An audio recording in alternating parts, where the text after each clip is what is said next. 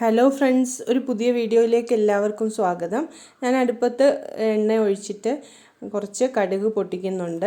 കടുകും മുളകുമാണ് ഇട്ട് കൊടുത്തിരിക്കുന്നത്. അതിൻ്റെ കൂടെ കുറച്ച് വെജിറ്റബിൾസ് എടുത്ത് വെച്ചിട്ടുണ്ട്.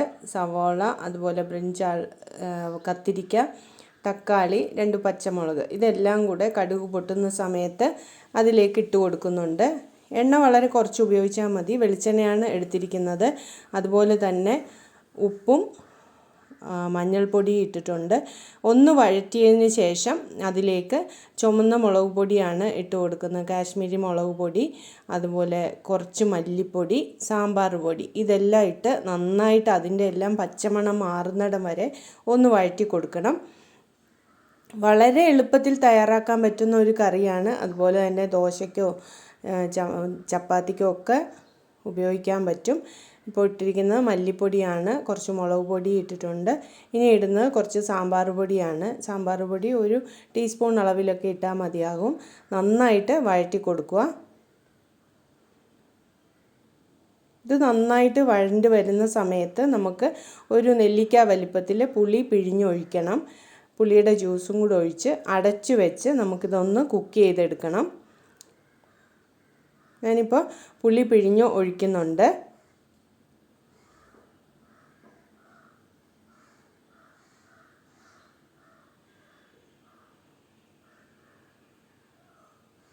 എന്നിട്ട് നന്നായിട്ട് മിക്സ് ചെയ്തതിന് ശേഷം ഇത് അടച്ചു വെച്ചിട്ട് ഒന്ന് കുക്ക് ചെയ്യാം. ഒരു 5-10 മിനിറ്റ് കൊണ്ട് തന്നെ ഇത് കുക്കായി കിട്ടും. ഈ സമയത്ത് നമുക്കിതിനു വേണ്ടി ഒരു മസാല തയ്യാറാക്കണം. അതിന് കുറച്ച് പച്ചരി, ഉഴുന്ന്, അതുപോലെ കടലപ്പരിപ്പ്, കുറച്ച് ഉലുവ, 2 വറ്റൽമുളകും ഇട്ട് ഒന്ന് ഡ്രൈ റോസ്റ്റ് ചെയ്തെടുക്കാം. പച്ചരിയുടെ സ്ഥാനത്ത് മറ്റേ മട്ട അരി ആണെങ്കിലും എടുക്കാം. പച്ചരി എടുക്കുമ്പോൾ നല്ല ഒരു ടേസ്റ്റാണ് കേട്ടോ. അങ്ങനെ ഇത് നന്നായിട്ടൊന്ന് ഒരു ചെറിയ ബ്രൗൺ കളർ ആകത്തക്കവണ്ണം വറുത്തെടുത്തതിന് ശേഷം നമുക്കിത് നന്നായിട്ട് മിക്സിയുടെ ചെറിയ ബൗളിൽ പൊടിച്ചെടുക്കുകയാണ് ചെയ്യുന്നത്. എന്നിട്ട് ആ കറി നന്നായിട്ട് വെന്ത് കഴിയുമ്പോൾ അതിലേക്ക് ഈ പൊടിയും ഇട്ട് പൊടിക്ക് ആവശ്യമായ വെള്ളം, കുറച്ച് നമുക്ക് ഗ്രേവി എത്രയാണോ വേണ്ടത് ആ വെള്ളവും കൂടെ ഒഴിച്ച് നന്നായിട്ട് തിളപ്പിച്ചെടുത്താൽ മതിയാകും.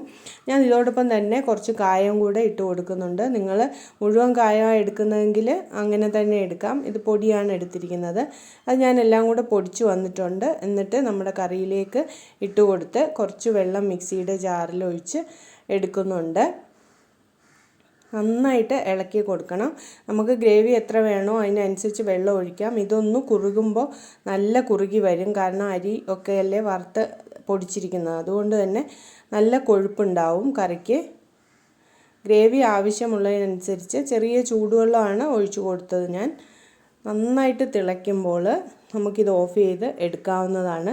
കറിവേപ്പില ഉണ്ടെങ്കിൽ ഇട്ട് കൊടുക്കാം. ഞാൻ കറിവേപ്പില ഇല്ലാത്തതുകൊണ്ടാണ് ഇടാത്തത്. അതുപോലെ തന്നെ ചിലർ ഇതിൽ ലേശം ശർക്കര ഇട്ടെടുക്കാറുണ്ട്. ഞാനിവിടെ ശർക്കരയൊന്നും ഇടുന്നില്ല. നല്ല ടേസ്റ്റി ആയിട്ടുള്ള ഒരു കറിയാണ്. എല്ലാവരും ഇതുപോലെ ഒന്ന് ട്രൈ ചെയ്ത് നോക്കണം. വീഡിയോ ഇഷ്ടമായാൽ ലൈക്ക് ചെയ്യണം, ഷെയർ ചെയ്യണം, കമൻറ്റ് ചെയ്യണം.